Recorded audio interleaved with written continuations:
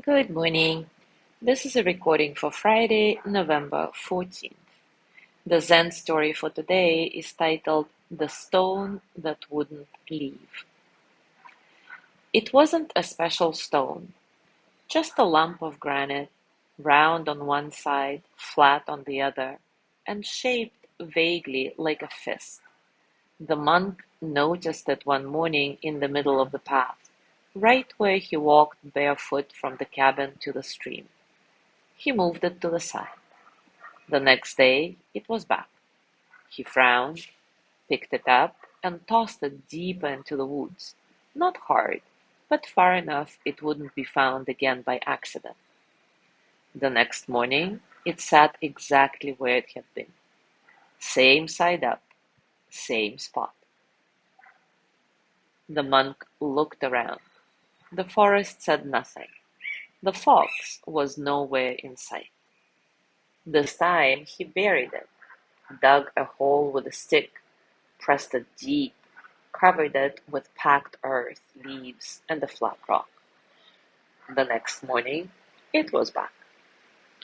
Now he watched, spent the evening sitting by the door, eyes on the path. Hours passed. Stars gathered and dissolved. The wind shifted once or twice.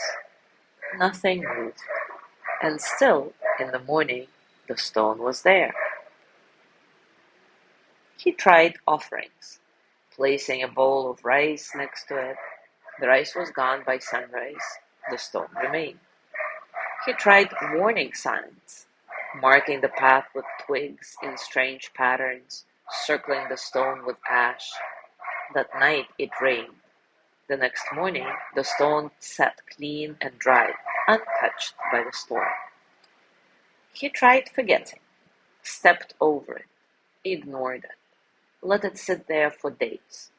But the thing about ignoring something is that it knows. It waits. Eventually, he gave up. One morning, without ceremony, he sat down beside it, not in defeat, but in silence. He touched the stone. It was smooth and cool, slightly damp from the mist. He didn't speak, didn't question. From the trees, the fox padded into view. It approached, sniffed the stone, and without hesitation lay down beside it, curling its tail around its body. The monk watched for a while, then lay down too. The sun passed overhead. The birds chattered.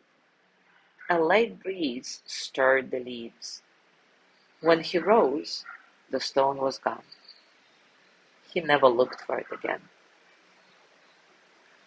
Now take a comfortable position and, as always, take a few moments to relax your body, arriving into stillness. Maybe close your eyes gently and take a few nice, satisfying breaths in and out. Feel the breath entering your nose, cool and light,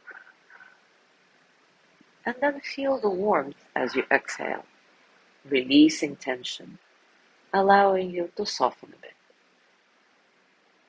There is no need to change anything. Just observe and notice the space around you, the quiet spaces between sounds. Be here in this moment, just as it is. And when thoughts come, let them pass, like clouds, like ripples, like water.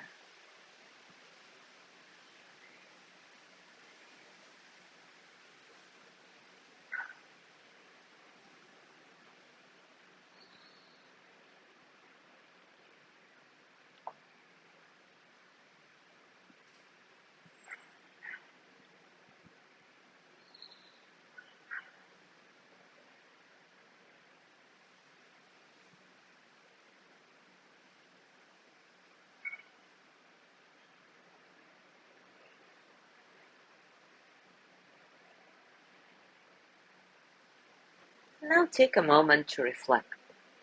What happens when you stop resisting the obstacles in your life?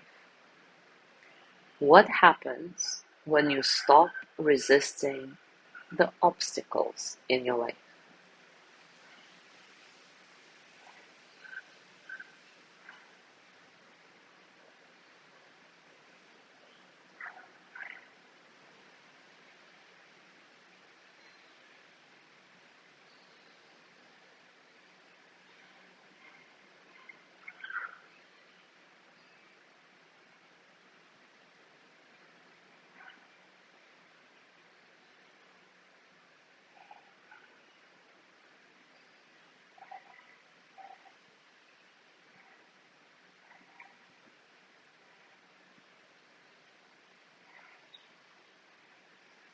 Now bring your hands to your heart and send the energy of loving kindness to yourself.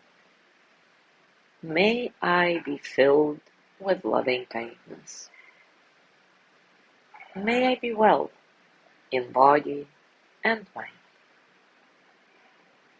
May I feel cared for, protected, at ease. May I remember that I have enough, I do enough, and I am enough.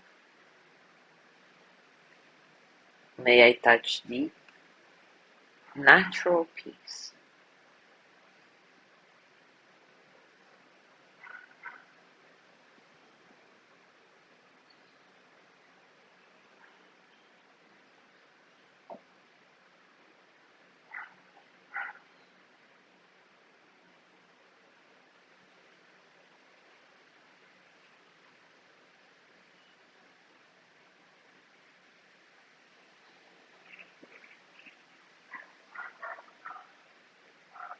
As you gently let go of the practice, scan your body and notice what's going on for you right now, physically, emotionally, mentally.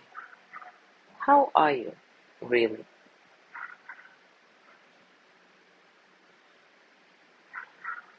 And as you go through your day today, I invite you to continue with this reflection. What happens when you stop resisting the obstacles in your life? As always, enjoy your discoveries. Thank you so much for being here today. Have a beautiful day, and I will see you tomorrow.